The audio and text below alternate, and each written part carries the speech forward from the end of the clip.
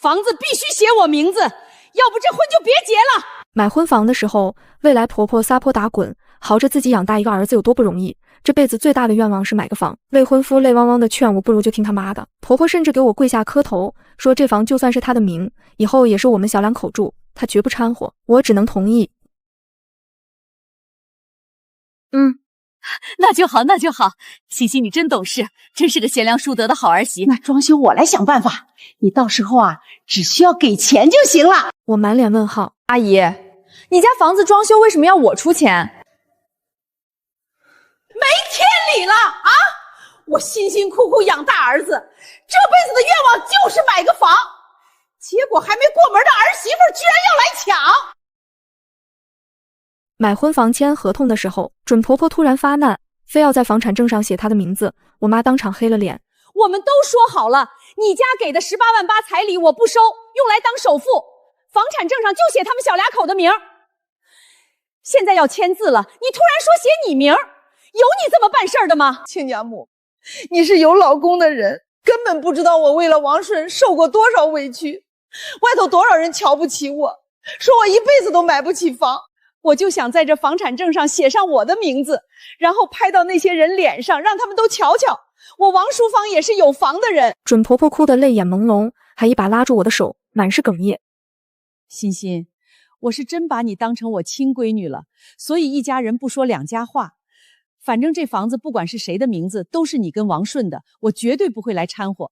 你就满足妈这一个小小的愿望，好吗？还没等我反应，婆婆突然起身就朝我跪下。欣欣啊，我一个老太婆带大王顺不容易啊，你就别跟我讲了。王顺不但不劝他妈，反而眼巴巴的让我妥协。你就让我妈这一次吧，她一辈子也不容易，就只是房产证上挂个名而已。现在婆婆就跪在我跟前，不管房产证上写谁的名字，这婚也不能结了。所以我点头。好，就写阿姨名字吧。欣欣，我妈恨铁不成钢的瞪我，还想再阻止。没事儿。我妈重重的叹气，起身就往外走。那没什么事，我就先走了。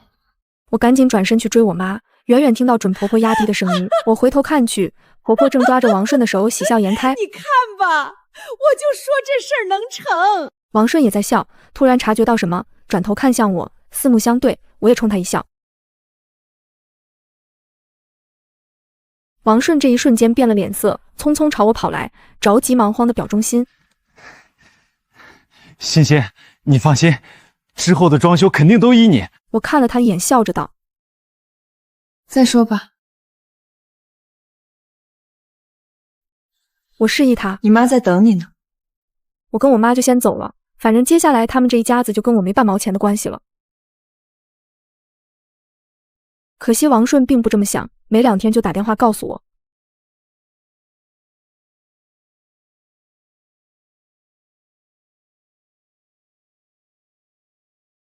王顺张嘴就说：“欣欣，我跟他们商量过了，整套装修下来50万，你觉得怎么样？”我莫名其妙，你家的房子你们爱怎么样就怎么样，问我干什么？我又不是房主。无语的说着，我都说了随你啊。结果他说：“那你什么时候把钱打过来？”我满脸都是问号，愤怒的说道：“你脑子有病吧？你家房子装修叫我给你打钱？我们不是说好的吗？装修钱你来付。”王顺那语气还理直气壮，我人都麻了，见过不要脸的，还没见过这么不要脸的。你搞清楚，我们只是半年前才通过相亲认识。我见你211名校毕业，虽然是单亲家庭，也没车没房的，但人长得还行，对我也不错，所以才想着早点结婚生个娃。买房是你家主动提的，你又跟我说你只有18万的存款，问我彩礼能不能少收。我妈怕你为难，主动说这个彩礼就当首付，只要房产证上写我俩名字就行，然后装修钱我们家出。结果现在房产证上是你妈的名字，你居然还想让我付装修钱。王顺，你人模狗样的脑子怎么都是水啊？怎么我上辈子杀你全家，这辈子必须得还债啦？我说到最后甚至忍不住笑出声，原来人无语到极致是真的会笑。欣欣，我妈纯粹就是想有套是她名字的房子，就挂个名而已，你至于这么斤斤计较吗？王顺还有理了，还劝我别闹了，我这边都谈妥了，就等钱到账就动工。你也不想耽误我们的婚期，对吧？我翻了个白眼，对对对，直接挂断，然后把他拉入黑名单。多说一句都是浪费时间。结果王顺带着他妈找到公司，我是在会议室见到的他俩。这才一进门，老太婆就红了眼眶，起身就给我跪下了。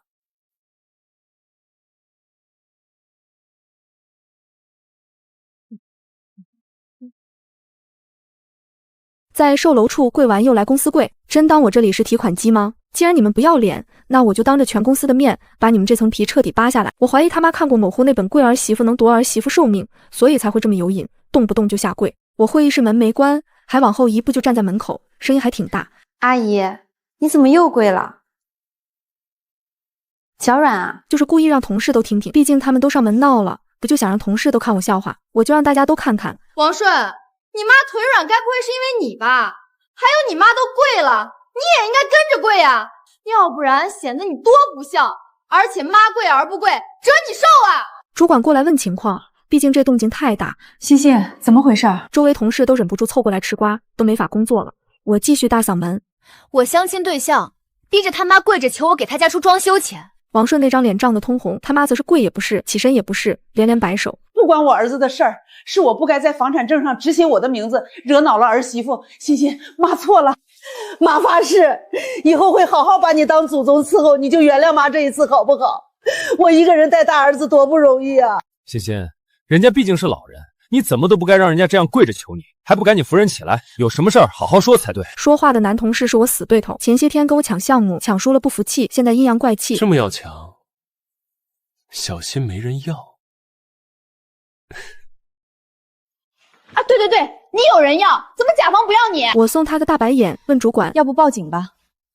道德绑架也是绑架，警察应该也管。欣欣，你要妈怎么做才肯原谅妈？要不然你打我，打到你消气为止。欣欣，打我！婆婆居然跪爬过来，抓住我的手就往她脸上招呼，我猝不及防，再加上她力气很大，我这巴掌甩在她脸上结结实实的响。欣欣，只要你消气，打死妈都行。她哭的眼泪都粘在我的手上，恶心的让我生理性反胃，皱着眉头使劲甩手，可她愣是不松手，指甲都抠进我肉里了。阿姨，你把我抓流血的话是要赔偿医药费的，到时候我不同意和解，你就得被拘留。我脸色已经阴沉下来，看向王顺，你他妈的是人不？让你老娘这么又哭又跪，你就躲在后头占便宜。欣欣，我妈就是想求你原谅，你原谅她不就行了吗？非要闹得这么难看。王顺再一次刷新我的三观，这个狗男人是怎么能理直气壮地说出这种话？我人都气笑了。好好好，你倒是说说怎么个原谅法？欣欣，你愿意原谅妈啦？王顺他妈眼睛都亮了，眼巴巴地看着我，跟王顺真不愧是母子，这狗眼睛还真是一模一样。我本来就没生气，哪来的原谅不原谅？是你们突然跑过来对我又跪又拜的，说什么求我原谅，我就不明白了，你们到底要让我原谅什么？是不是就想讹我钱？最后一句我咬文嚼字，说的特别重，围观群众那八卦的小眼神瞬间就被点亮，齐刷刷看向王顺母子，等着他们说个明白。欣欣，我们是一家人，你怎么能把我们说的这么坏？行了行了，不生妈的气就好，别的我们私下说。准婆婆拉着我的手想起身，我没给她这个机会。你们来我公司不就是想当着我同事说个清楚吗？现在我同事主管都在，怎么又要私下说了？怎么怕人多眼杂坏你们好事？徐欣欣，你这就过了啊！你婆婆都这么说了，你就该顺着台阶下，别再吵吵嚷嚷的影响大家工作。还是那个男同事，还一副为我好的嘴脸，我甩他一记白眼。你没看到大家都想知道后续吗？一点人情世故都不懂，怪不得搞不定甲方。王顺居然也来劲了，一看他跟男同事对上的那个眼神，就知道他们俩已经在脑内达成共识，张嘴就是。欣欣，你在公司说话都这么刻薄的吗？这样吧，我身为欣欣的未婚夫，请大家喝奶茶，希望大家都大人有大量，不要跟欣欣计较，她就是嘴巴刻薄了点，心肠不错的。啊，对对对，怪不得你能带着你妈跑来公司，站在道德制高点指责我，让我给你家付装修费，而且开口就是50万，原来是我善啊。王顺那张脸都要挂不住了，他妈更是扯着我的手。欣欣，别让大家看笑话了，咱们回去说。笑话也是笑话你们啊，动不动就下跪磕头求人给钱。我说着从口袋里掏出一个钢镚，递给老太婆。只有1块钱，再多没了。你们来我公司不就是想当着我同事说个清楚吗？现在我同事主管都在，怎么又要私下说了？怎么怕人多眼杂坏你们好事？徐欣欣，你这就过了啊！你婆婆都这么说了，你就该顺着台阶下，别再吵吵嚷嚷的影响大家工作。还是那个男同事，还一副为我好的嘴脸，我甩他一记白眼。你没看到大家都想知道后续吗？一点人情世故都不懂，怪不得搞不定甲方。王顺居然也来劲了，一看他跟男同事对上的那个眼神，就知道他们俩已经在脑内达成共识，张嘴就是欣欣，你在公司说话都这么刻薄的吗？这样吧，我身为欣欣的未婚夫，请大家喝奶茶，希望大家都大人有大量，不要跟欣欣计较。她就是嘴巴刻薄了点，心肠不错的。啊，对对对，怪不得你能带着你妈跑来公司，站在道德制高点指责我，让我给你家付装修费，而且开口就是50万，原来是我善啊！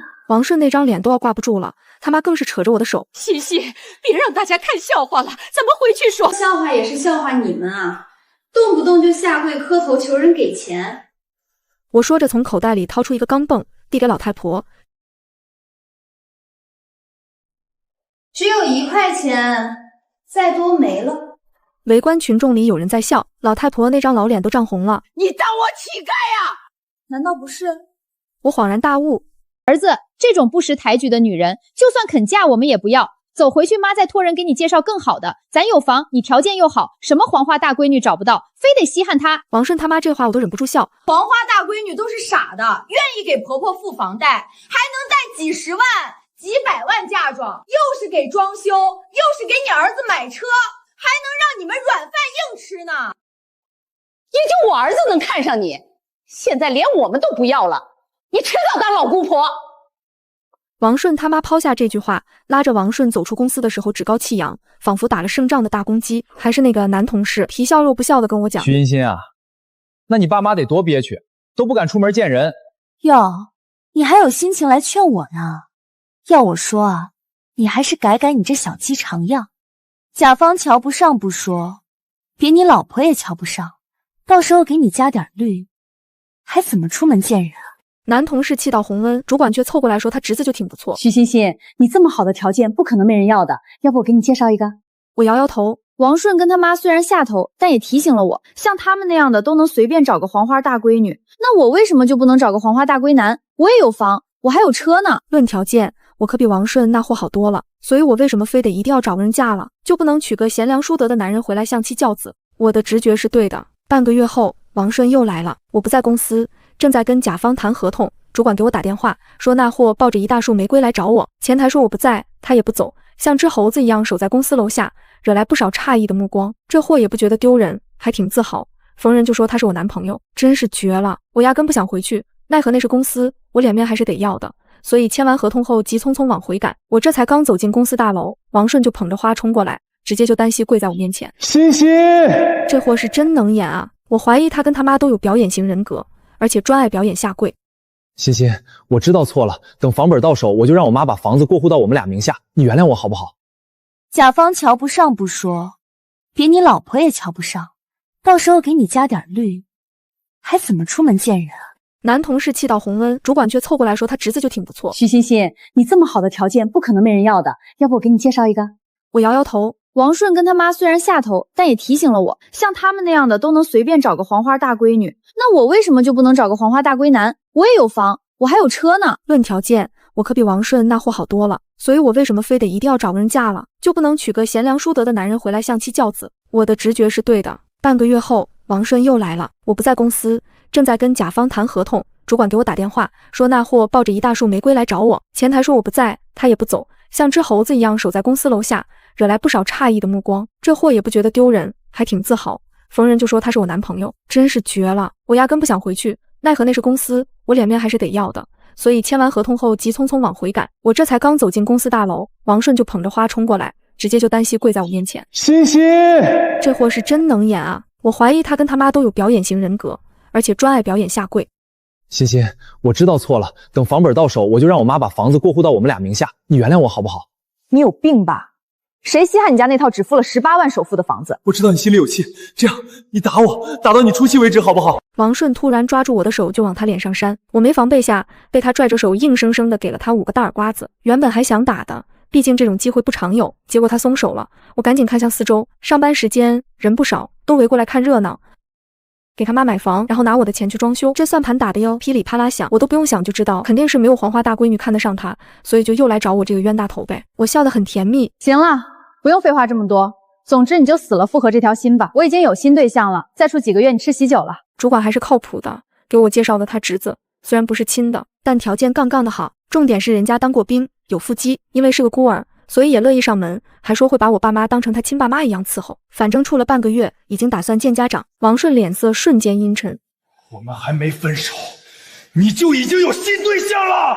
凶狠的好像要扑过来把我撕了。你是老年痴呆还是妄想症？那天你跟你妈在会议室对着我又跪又拜。欣欣，你别闹了，结婚是要居家过日子的，愿意上门吃软饭的男人能是什么好人？王顺也不知道哪来的脸说这个话，他是不上门，但不妨碍他吃软饭啊，给他妈买房，然后拿我的钱去装修，这算盘打的哟，噼里啪啦响，我都不用想就知道，肯定是没有黄花大闺女看得上他，所以就又来找我这个冤大头呗。我笑得很甜蜜。行了，不用废话这么多，总之你就死了复合这条心吧。我已经有新对象了，再处几个月你吃喜酒了。主管还是靠谱的，给我介绍了他侄子，虽然不是亲的，但条件杠杠的好，重点是人家当过兵，有腹肌，因为是个孤儿，所以也乐意上门，还说会把我爸妈当成他亲爸妈一样伺候。反正处了半个月，已经打算见家长。王顺脸色瞬间阴沉。我们还没分手，你就已经有新对象了！凶狠的好像要扑过来把我撕了。你是老年痴呆还是妄想症？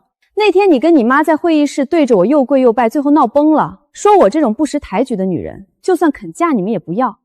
这些全都忘了？我可没忘，而且还保留了证据。他要是想重温一下，我随时可以拿出来让他看个过瘾。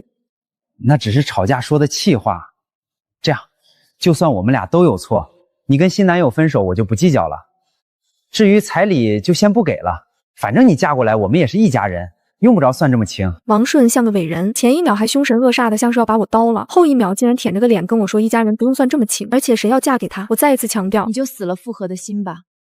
就算天底下男人都死绝了，我都不会嫁给你。王顺破防了，徐欣欣，挡着路不让我走。你他妈的哄骗我买房，结果房都买了，你又勾搭上别人，跟骗婚有什么区别？还指着我的鼻子破口大骂，真是无语死了。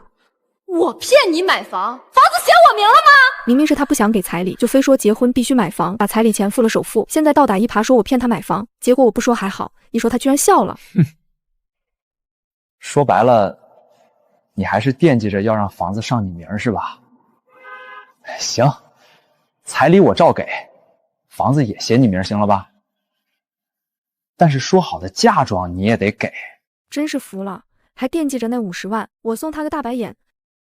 脑子有病你就去治，别在这跟我闹，要不然我就把你和你妈贪婪的嘴脸发到网上，让大家伙都来评评理，到底是我骗你买房，还是你想吃我家绝户？你别太过分啊！我都说了，彩礼照给，房子也让你加名字了，你还想怎么样？大家来评评理，说好买房结婚，结果我房子买好了，他居然翻脸不认人，这不是骗婚是什么？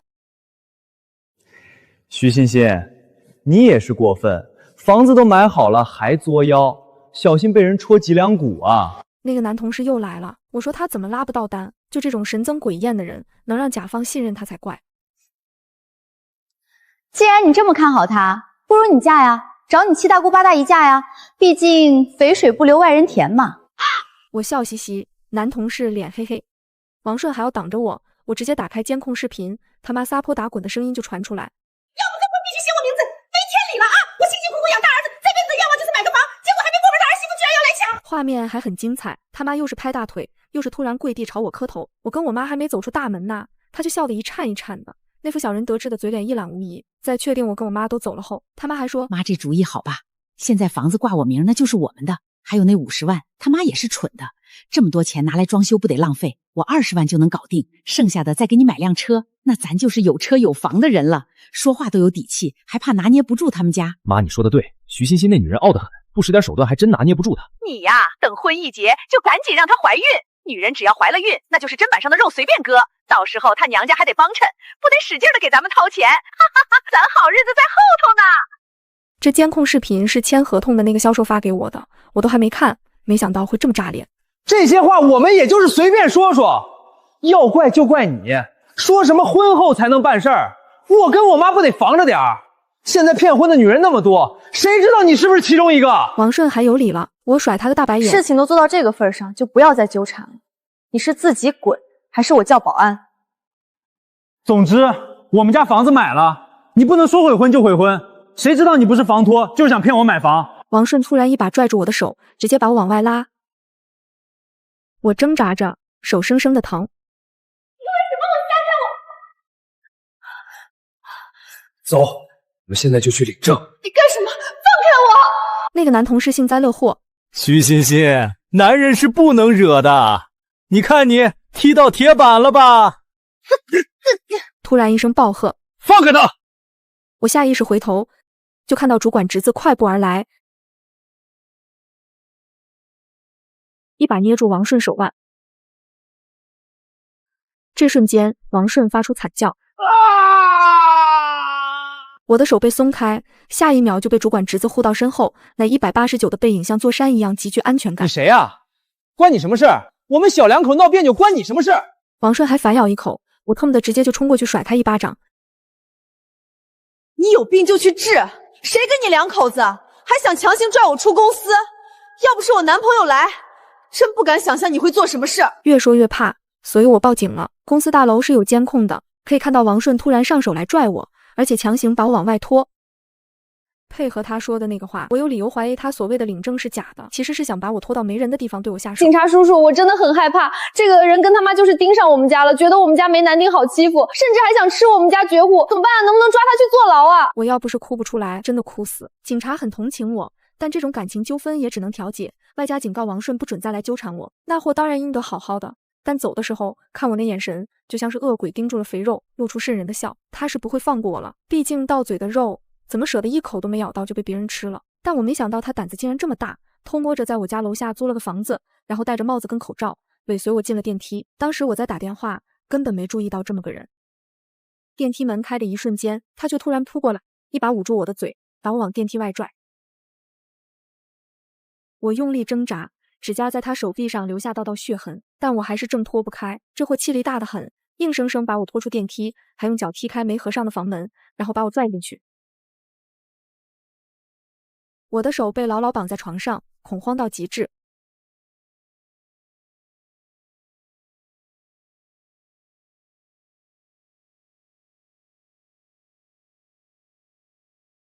你到底想干什么？他却在笑，摘下口罩后，那嘴脸狰狞的像是地狱里爬出的恶鬼。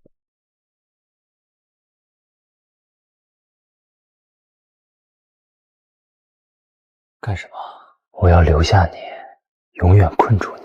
你这是犯法的，强奸10年起步，就为了爽这么几分钟，不值得的。我下意识的往后缩，不知道是不是这份害怕取悦了他，他竟然笑得越发猖狂。当着我的面，他往我的微信拽了18万8。未婚夫妻算什么强奸？看到没？这就是我们恩爱的证据。还用我的手机点收款，还给他回了个爱你的表情包。他好得意，手机一丢就朝我扑过来，那恶臭的气息迎面而来，让我差点窒息。我挣扎着，你放开，你滚！突然抬膝给他命根狠狠一下，他发出惨烈的嚎叫，都要攻城煮熟的大虾了。我趁此机会朝着窗户疯狂喊：快来人啊！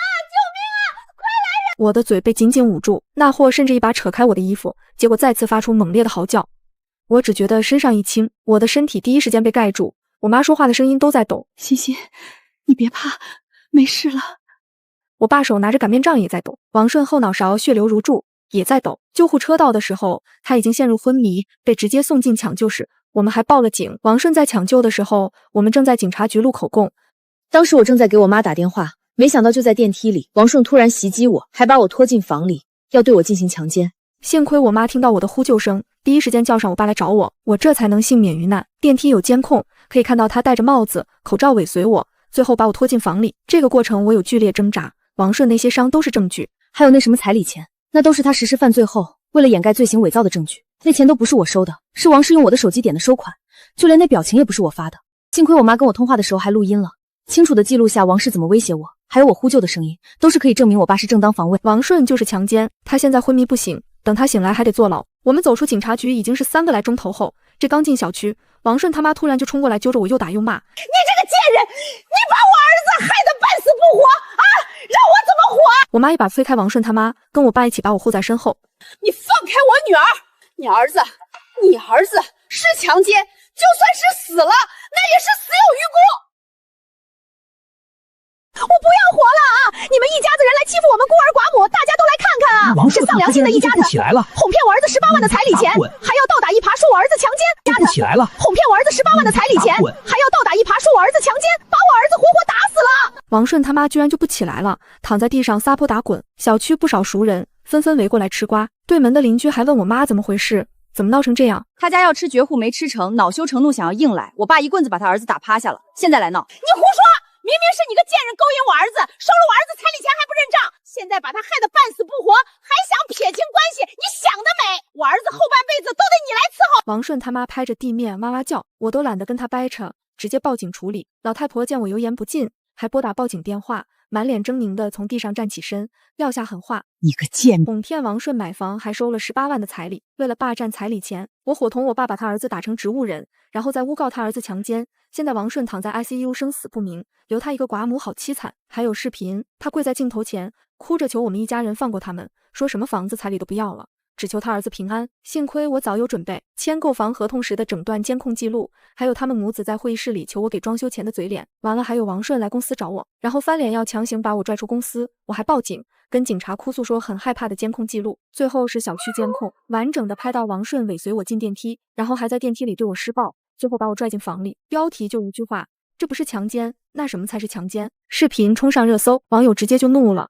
这种吃绝户的老畜生怎么还有脸到网上卖惨？还有那些力挺王顺的网红也被流量反噬，网友都在冷嘲热讽，问他们收了多少钱，不分青红皂白的这么帮着强奸犯网暴受害者。你们根本不懂，徐欣欣那个女人是房托，哄骗我们家王胜去买高价房，所以我们家王胜才会做出那种错事，不怪他，全都怪徐欣欣那个贱女人。老太婆还在直播间疯狂控诉，企图给我泼脏水，下一秒封号了。毕竟监控录像都清清楚楚地展示了他们母子的丑恶嘴脸，说出的话怎么可能有人信？老太婆还不死心，跑到我公司拉横幅，说我就是网上那个骗了36个男人买房的刘家，说他的儿子王顺也是受害者，求公司处理我，好给他个公道。房子必须写我名字，要不这婚就别结了，没天理了啊！我辛辛苦苦养大儿子。老太婆还不死心，跑到我公司拉横幅，说我就是网上那个骗了36个男人买房的刘家，说他的儿子王顺也是受害者，求公司处理我，好给他个公道。房子必须写我名字，要不这婚就别结了，没天理了啊！我辛辛苦苦养大儿子，这辈子的愿望就是买个房，结果还没过门的儿媳妇居然要来抢。妈，这主意好吧？现在房子挂我名那就是我们的，还有那50万，他妈也是蠢的，这么多钱拿来装修不得浪费？我20万能搞定，再给你买辆车，那咱就是有车有房的人了，说话都有底气。妈，你说的对，徐欣欣那女人傲得很，不使点手段还真拿捏不住她。你呀，等婚一结就赶紧让她怀孕。女人只要怀了孕，那就是砧板上的肉随便割，到时候她娘家还得帮衬，不得使劲的给咱们掏钱。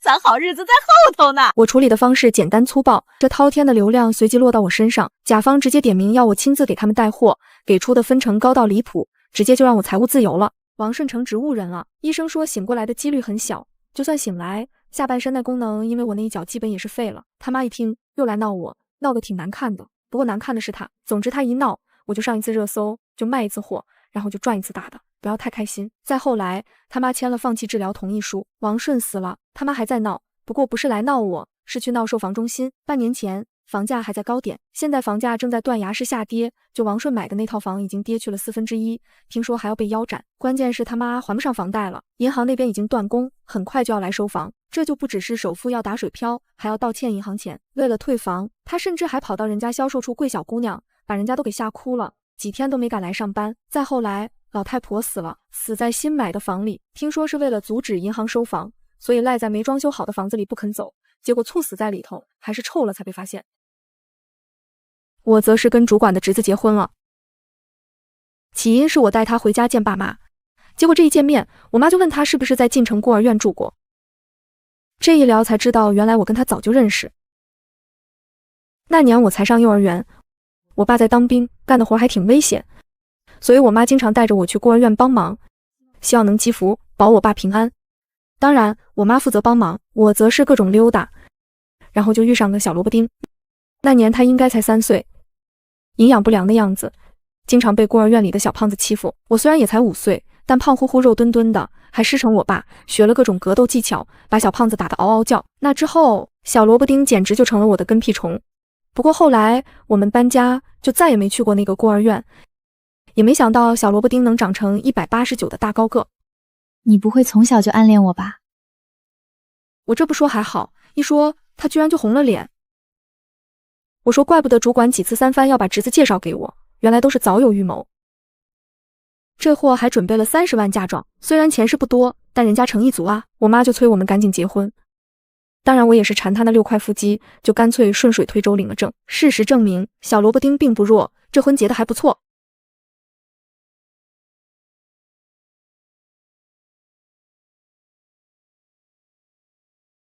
领完证的第2天，陆婷就搬来了我家。她退伍后自己开了家安防工作室，手脚麻利得很，半天就把行李归置得整整齐齐，连我妈堆在阳台的就杂物都分类打包好，还顺手把全屋的监控、门锁都升级成了最高级别的安防系统。我靠在门框上看着她，189的身高，裹着简单的黑 T 恤，肩宽腰窄，手臂线条绷得紧实，干活时额角渗着薄汗，比当年那个跟在我身后的小萝卜丁不知道帅了多少倍。领完证的第2天，陆婷就搬来了我家。她退伍后自己开了家安防工作室，手脚麻利得很，半天就把行李归置得整整齐齐，连我妈堆在阳台的就杂物都分类打包好，还顺手把全屋的监控、门锁都升级成了最高级别的安防系统。我靠在门框上看着她，189的身高，裹着简单的黑 T 恤，肩宽腰窄，手臂线条绷得紧实，干活时额角渗着薄汗，比当年那个跟在我身后的小萝卜丁不知道帅了多少倍。她回头冲我笑。看什么？眼尾带着点温柔的弧度，伸手擦了擦我嘴角沾的零食渣。昨晚说想吃糖醋排骨，我现在去买食材，你在家歇着。我拽住他的衣角，忍不住逗他。陆婷，我妈凑在厨房门口偷看，笑得合不拢嘴，偷偷跟我爸嘀咕：咱欣欣真是捡着宝了，这孩子比王顺的混账好100倍，踏实疼人还懂事儿，关键是真心对咱闺女好。当年在孤儿院就觉得这孩子实诚，没想到兜兜转转还是成了咱家人。陆婷的厨艺是真的好，糖醋排骨炖得软烂入味，红烧鱼鲜而不腥，连简单的青菜都炒得清爽可口。吃饭时她不停给我夹菜，把鱼刺挑干净，把排骨的骨头剔掉，全程眼里只有我。我咬着排骨，突然想起王顺母子当年那副吃相难看的嘴脸，忍不住嗤笑一声。同样是男人，差距怎么就这么大？慢点吃，不够我再做。我摇摇头，握住他的手，就是觉得我太幸运了。他反握我的手，指尖温热。是我幸运才等到你。